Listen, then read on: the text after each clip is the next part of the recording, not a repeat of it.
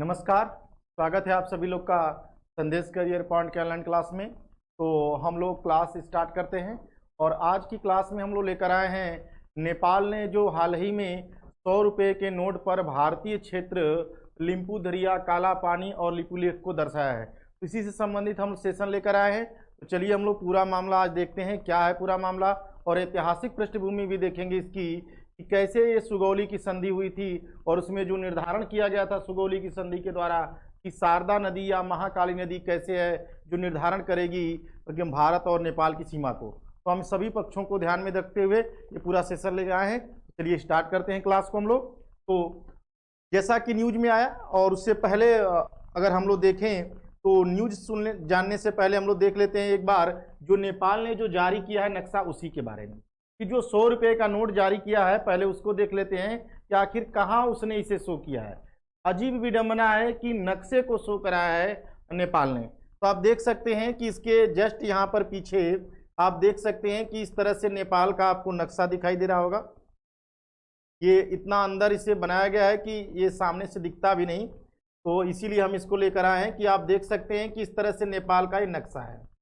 और नेपाल का जो ये नक्शा आपको यहाँ पर दिखाया गया है, आप ये देख सकते हैं इसमें ये पूरा का पूरा क्षेत्र ये जो है ये नक्शे में है। और इसमें इसी क्षेत्र में क्या है कि जो ये क्षेत्र दिखाया गया इसके द्वारा, इसी में भारतीय क्षेत्र जो है आपको ये दिखा दिया गया। जो आपको यहाँ पर है ये भारतीय क्षेत्र को भी इसने क्या कर दिया, इसमें शामिल कर दिया है। जो 3 रीजन है भारत के वो भी इस नोट में क्या कर दिया है, दिखाया है। और ये ऑफिशियली उसने जताने की कोशिश किया है कि ये भारत का हिस्सा नहीं, ये हमारा हिस्सा है। ठीक है, चलिए तो हम लोग देखते हैं इससे संबंधित न्यूज क्या निकल कर आई है। कि न्यूज निकल कर आई है कि जो नेपाल ने हाल ही में 100 रुपये का जो नोट जारी किया है, इसको लेकर क्या हो गया है कि इसमें लिपुलेख, लिम्पू दरिया और काला पानी, इन 3 क्षेत्रों को इसमें दिखाया गया है। और इसके वजह से क्या हो गया है, कंट्रोवर्सी क्रिएट हो गई। किसके द्वारा, भारत और नेपाल के बीच, क्योंकि विवाद तो पहले से चला रहा था, लेकिन उसने एक बार संशोधन किया, दूसरी बार क्या कर दिया, नेपाल ने नोट पर ही दिखा दिया। ठीक है, इसके वजह से भारत और नेपाल के जो बीच है विवाद और बढ़ गया। वहां के जो प्रधानमंत्री हैं कौन, वहां के प्रधानमंत्री हैं पुष्प कुमार दहल। पुष्प कुमार जो दहल हैं ये पूरी तरह से क्या हैं, चीन के फेवर में काम करते हैं। ठीक है, चीन के फेवर में काम करते हैं, तो इसीलिए वो बार बार क्या करते हैं, ऐसी हरकतें बार बार करते रहते हैं। और देखा जाए इससे संबंधित जब ये अनाउंसमेंट कर दिया गया चीन नेपाल के द्वारा कि ये डिसीजन लिया गया कि जो ये 3 रीजन होंगे ये भारत के रीजन नहीं, ये हमारे रीजन में दिखाए जाएंगे। तो आगे देखते हैं इससे संबंधित।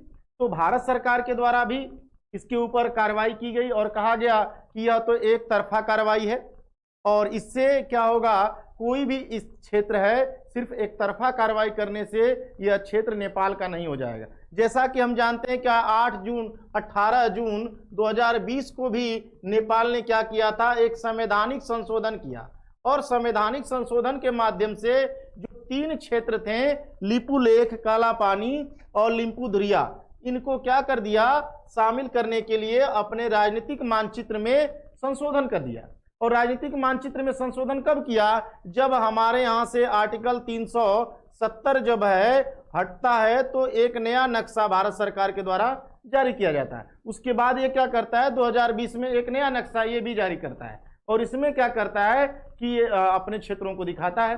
भारत सरकार कहती है तो एक तरफा कार्रवाई है और इससे कोई कुछ होगा नहीं, बदलाव कुछ नहीं हो सकता। आगे देखा जाए और यहाँ पर आप देख सकते हैं कि विदेशी मंत्री जो हमारे हैं एस जयशंकर, ये तीखी आलोचना करते हैं नेपाल का। आगे देखते हैं कि हाँ, इससे संबंधित एक और तथ्य है कि जो नेपाल आरोप लगाता है, नेपाल ये क्लेम करता आ रहा है बार बार से कि जो टेरिटरी यहाँ पर दिखाई दे रही है 3 क्षेत्रों की, ये ऑक्युपाइड किया गया है। किसके द्वारा, इंडिया के द्वारा ऑक्युपाइड किया गया है। कब, 1962 का जब युद्ध हुआ था, उस युद्ध के समय नेपाल के इस हिस्से को भारत ने ऑक्युपाइड किया। ये आरोप है किसका, नेपाल का आरोप, बड़ा गंभीर आरोप है इस नेपाल का। ठीक है, देखेंगे हम लोग कैसे नेपाल आरोप लगा रहा है और चीन के सह पर ये काम कर रहा है। ठीक है, देखते हैं आगे। तो काठमांडू जो है, नेपाल जो है वो क्या बार बार ये बता रहा है कि जो 370 स्क्वायर किलोमीटर का जो इलाका है और जो कि क्या है, ट्राई जंक्शन है। ट्राई जंक्शन कहां पर है, तो यहां पर तीनों देशों की सीमाएं मिलती हैं, नेपाल, इंडिया और चाइना। इन तीनों देशों की सीमाएं मिलती हैं और ये 370 स्क्वायर किलोमीटर का इलाका है जिसको लेकर ये क्या है, विवाद चल रहा है। ठीक है, आगे देखिए हम इससे संबंधित तो आपको एक नक्शा हम यहाँ पर लेकर आए हैं और इस नक्शे में आप देख सकते हैं यहाँ पर कि किस तरह की स्थिति है। यहाँ पर आपको दिखाई दे रहा होगा, यहाँ पर लिम्पुधुरिया क्षेत्र दिखाई दे रहा है और यहाँ पर आपको लिपू लेक दिखाई दे रहा है। यहाँ पर लिपू लेक हो जाएगा, ध्यान से अगर देखें हम तो ये लिपू लेक हो जाएगा। और इसके अलावा यहाँ पर आप देख सकते हैं तो ये क्षेत्र जो है काला पानी है।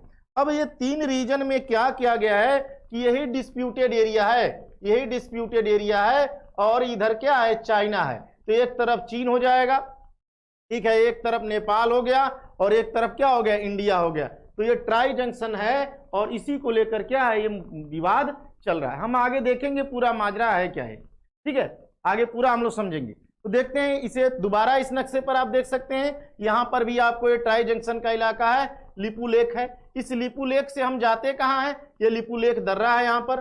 और लिपू लेक दर्रे से अगर बात करें तो हमारे लिए एक बड़ा ही पवित्र स्थान है मानसरोवर। तो मानसरोवर की यात्रा करने के लिए, मानसरोवर की जब यात्रा करने हम जाते हैं तो मानसरोवर की यात्रा करने के लिए ये रूट जो है ये बड़ा सही होता है और यहीं से भारतीय क्या है, मानसरोवर यात्रा पे जाते हैं।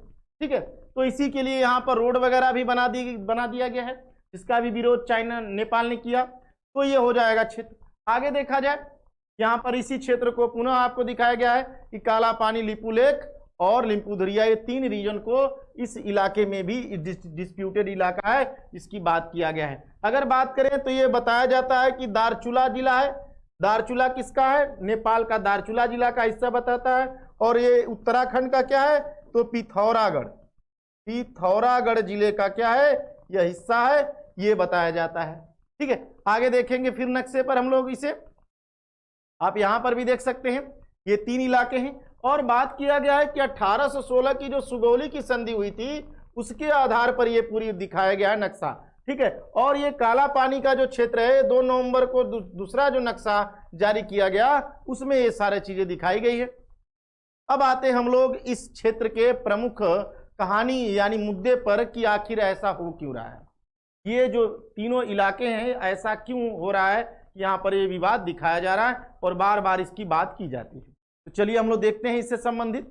ये एक प्रेस नोट भी है, ये वहाँ की सरकार, मिनिस्ट्री ऑफ फॉरेन जो है कहाँ की, नेपाल की, जिसने जारी किया था। और उसमें इसने पूरा बाकायदा बताया था, इसने पूरा बाकायदा बताया था इसमें कि जो यहाँ पर क्षेत्र है गवर्नमेंट ऑफ नेपाल का, ये बता रहा है कि काली और महाकाली, लिम्पुधुरिया, काला पानी जो क्षेत्र है ये क्या है, यहाँ पर नेपाल का ये हिस्सा है। और इससे संबंधित जो है एक नक्शा भी हम आपको दिखाना चाहेंगे यहाँ पर। ठीक है, एक नक्शा भी हम यहाँ दिखाना चाहेंगे। यहाँ पर आपको ये नक्शा दिखाई दे रहा है और इधर क्या हो जाएगा, ये तिब्बत का क्षेत्र हो जाएगा। अब बात है यहाँ पर कौन सी नदी है, काली नदी है, इसकी बात हम लोग कर लेते हैं, आखिर है क्या माजरा है। काली नदी हो जाएगी। अब काली नदी है और मानसरोवर यात्रा के लिए रोड जो है ये आपका रोड है, जिसके बारे में हमने बताया ये रोड है। और चले जाएंगे हम कहाँ, मानसरोवर यात्रा पे चले जाएंगे। आप यहाँ पर देख सकते हैं ये भी इलाका है जिसके लिए ये विवाद चल रहा है, यहाँ पर भी ये क्षेत्र। ठीक है, अगर कहा जाए कि ये मानसरोवर यात्रा के लिए क्षेत्र जा रहा है। अब आगे देखा जाए, अगला एक नक्शा और हम आपको समझाएंगे इस नक्शे में कि आखिर ये माजरा है क्या। देखिए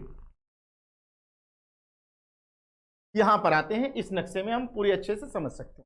देखिए यहां पर काली नदी है, ये काली नदी है, माजरा यहीं से शुरू होगा। काली नदी जिसे भारत में क्या कहते हैं, इसे भारत में शारदा नदी कहते हैं, इसे भारत में शारदा नदी कहते हैं। अब ये होता है कि जब सुगौली की संधि हुई थी, सुगौली की संधि की अगर बात करें, सुगौली की संधि की अगर बात करते हैं तो ये 1816 में हुई थी। 1816 में हो गई थी, 15 में लागू होती है, कब, 1816 में। तो सुगौली की संधि जब हुई थी तब इसके द्वारा ये निश्चय हुआ था कि काली नदी जो होगी इसके अगर देखा जाए ये उत्तर होगा, ये दक्षिण होगा, ये पूरब होगा, ये पश्चिम होगा। तो पूर्व वाला जो इलाका है ये किसका होगा? ये नेपाल का होगा। और पश्चिम वाला जो इलाका है ये किसका होगा? भारत का होगा। यही डिसीजन किया गया था यहाँ पर। लेकिन माजरा यहाँ पर गड़बड़ तब हो जाता है जब नेपाल बेईमानी पर उतर आता है। नेपाल कहता है कि लिम्पुधुरिया जो क्षेत्र यहाँ पर आप देख सकते हैं, लिम्पुधुरिया, ठीक है, यहाँ पर लिपू लेक हो जाएगा, ठीक है, और यहाँ पर है काला पानी। अब ये कहा जाता है कि जो काली नदी है ये कई धाराओं से मिलकर बनती है। तो एक धारा आपको यहाँ पर दिखाई दे रही है, हम नक्शे पर दिखाना चाहेंगे। यहाँ पर एक धारा जो है यहाँ पर दिखाई दे रही है जो इस तरह से आ रही है और यहाँ पर आ रही है। तो एक नदी की धारा यहाँ पर हो जाएगी, एक नदी की धारा ये है। दूसरी नदी की धारा अगर देखें तो एक नदी की धारा आपको यहां से भी आती हुई दिखाई दे रही है, एक नदी की धारा यहां से आती हुई दिखाई दे रही है, और एक नदी की धारा यहां से आती हुई दिखाई दे रही है। और ये सब नदियां आकर यहीं पर मिल रही हैं, सब नदियां जो है आकर यहीं पर मिल रही हैं, ठीक है। यहां पर आप देख सकते हैं इस तरह से नदियां आकर मिल रही हैं। अब माजरा ये बनता है कि नेपाल सीमा तो निर्धारण कर दिया गया, लेकिन नेपाल बेईमानी क्या करता है? कहता है कि लिम्पुधुरिया से जो धारा निकलती है असली काली नदी यही है। कहता है असली काली नदी यही है, असली काली नदी यही है। और भारत ये कहता है कि ये तो धाराएं हैं अलग अलग, तो धाराओं के आधार पर जब बंटवारा करेंगे तब तो दिक्कत होगी। अगर सारी धाराएं जहां पर मिलती हैं, यानी सुगौली की संधि में निश्चय किया गया था कि जो मुख्य धारा होगी, तो मुख्य धारा तो ये है, तो मुख्य धारा तो ये हो जाएगी। तो मुख्य धारा ये होगी, तो निर्धारण आप यहां से कीजिए जहां से सभी नदियां मिल रही हैं उसके आधार पे कीजिए, तो भारत इसी को मान्यता देता है। अगर इसी की अगर मान्यता देते हैं तो क्या हो जाएगा? यहां पर जो आपको क्षेत्र दिखाई दे रहा है, यहाँ पर जो क्षेत्र ये हो जाएगा, ये पूरा का पूरा इलाका क्या हो जाएगा? तो ये किसका हो जाएगा? मुख्य धारा की बात करेंगे तो ये मुख्य धारा की बात करेंगे तो ये भारत का हो जाएगा, ठीक है, ये भारत का हो जाएगा। लेकिन नेपाल कहता है कि नहीं, जो यहाँ पर लिम्पुधुरिया से जो नदी निकलती है यही क्या है? मुख्य नदी है, और इसी के आधार पर निर्धारण होगा। असली विवाद की जड़ यही है। अगर इसे न मानकर इसे माना जाता तो ये माजरा क्या होता? सुलझ जाता, ठीक है।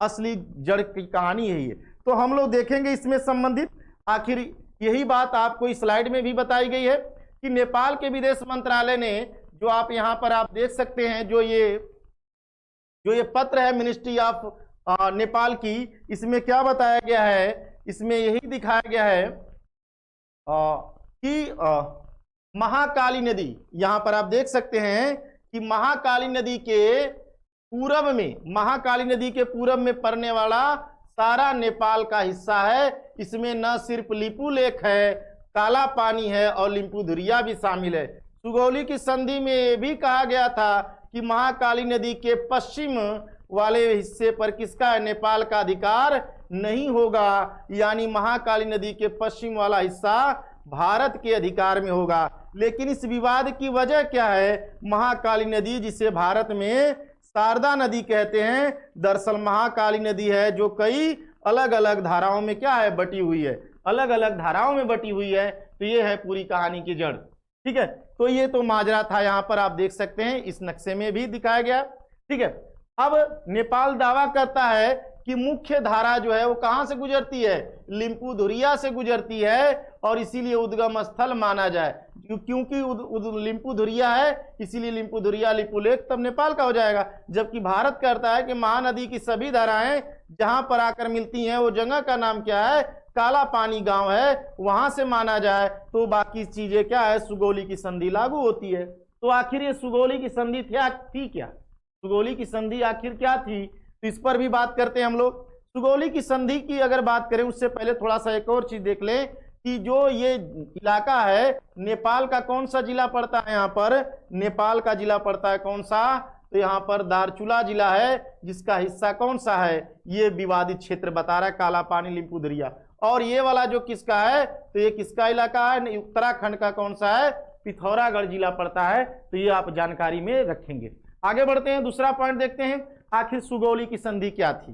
सुगौली की संधि की अगर बात करें हम लोग तो कहा जाता है कि 1765 में नेपाल के जो राजा थे पृथ्वी नारायण शाह, उन्होंने गोरखा साम्राज्य की स्थापना किया और इसके लिए उन्होंने छोटे छोटे जो राजे रजवाड़े थे सबको मिलाकर एक बड़ी रियासत का निर्माण किया। 1765 में कौन थे? नेपाल में पृथ्वी नारायण शाह। अब इसके आगे की कहानी में आता है कि पृथ्वी नारायण शाह जो थे ये आगे बढ़ते हैं और आगे बढ़ने के बाद ये तिब्बत वाले रीजन पर भी आक्रमण कर देते हैं। तिब्बत वाले रीजन में जब आक्रमण करते हैं पृथ्वी नारायण शाह, तो वहां पर क्या होता है, नेपाल तिब्बत का सहायता करता है और तिब्बत का जब सहायता करता है यानी 1790 में तिब्बत पर आक्रमण करते हैं, 1792 में गोरखाओं को संधि करने पर मजबूर कर दिया जाता है। इसके आगे क्या होता है, तब गोरखा क्या होते हैं, ये भारत की तरफ आज झुकते हैं और भारतीय क्षेत्रों पर कब्जा करने लगते हैं और जल्दी ही लगभग 25 सालों में ही क्या करते हैं, सिक्किम, गढ़वाल और कुमायूं के इलाकों को जीत लेते हैं। और उस समय भारत में क्या था, तो उस समय भारत में अंग्रेजों का शासन था, ईस्ट इंडिया कंपनी का शासन था। तो ईस्ट इंडिया कंपनी से क्या होता है, नेपाल से युद्ध होता है। आप इस नक्शे में देख सकते हैं कि जो इलाका यहाँ पर दिखाया गया है कि आप सिक्किम का इलाका देख सकते हैं, ये इलाका देख सकते हैं, बिहार के जस्ट ऊपर वाला इलाका आप देख सकते हैं, तो ये क्या था, एम्पायर ऑफ गोरखा था। कुमायूं का इलाका है, गढ़वाल का है, ठीक है। ये सब जो इलाके आपको दिखाई दे रहे, देहरादून, ये सब किसके कब्जे में आ गए थे, उस समय के गोरखा साम्राज्य के अंतर्गत आ गए थे। अब अंग्रेजों से जब लड़ाई होती है तो अंग्रेज क्या करते हैं, 1814 से लेकर 1816 तक लड़ाई चलती है आंग्ल नेपाल युद्ध में, और उसमें जब नेपालियों की पराजय होती है तो भारत का जो इलाका उन्होंने जीता था लगभग 2/3 इलाका था, और ये 2/3 इलाका क्या होता है, भारत को पुनः मिल जाता है। और ये संधि कब हुई थी, जिसके बारे में अगर बात करें तो संधि की अगर बात करते हैं हम यहाँ पर, तो लड़ाई हुई और 2 दिसंबर 1815 को ईस्ट इंडिया कंपनी और सुगौली की संधि हुई। लेकिन लागू कब होती है, 4 मार्च 1816 को यह संधि लागू होती है। और भारत की तरफ से जो लेफ्टिनेंट कर्नल पेरिस ब्रेडस थे और उस तरफ से कौन थे, तो गजराज मिश्र थे जो नेपाल की तरफ से सिग्नेचर करते हैं। तो इस तरह से सुगौली की संधि लागू हुई और जिसमें निर्धारण किया गया कि काली नदी का पूरब नेपाल और पश्चिम में क्या होगा, भारत। लेकिन विवाद तो तब हो गया जब कई अलग अलग धाराओं को लेकर ये बेईमानी शुरू कर दिया नेपाल ने। इसी के चलते उसने क्या किया है, ये उसी को लेकर उसने नेपाल ने क्या किया, वर्तमान में जो नोट पर 100 रुपए के नोट पर उसने क्या कर दिया, नक्शा ही जारी कर दिया। तो ये सारे चीजें जो थी ये विवाद का यहाँ पर कारण थी। तो आज के इस वीडियो में इतना ही, आगे फिर हम ऐसी वीडियो लेकर आते रहेंगे। तो आज के लिए इतना ही, धन्यवाद सभी लोग का।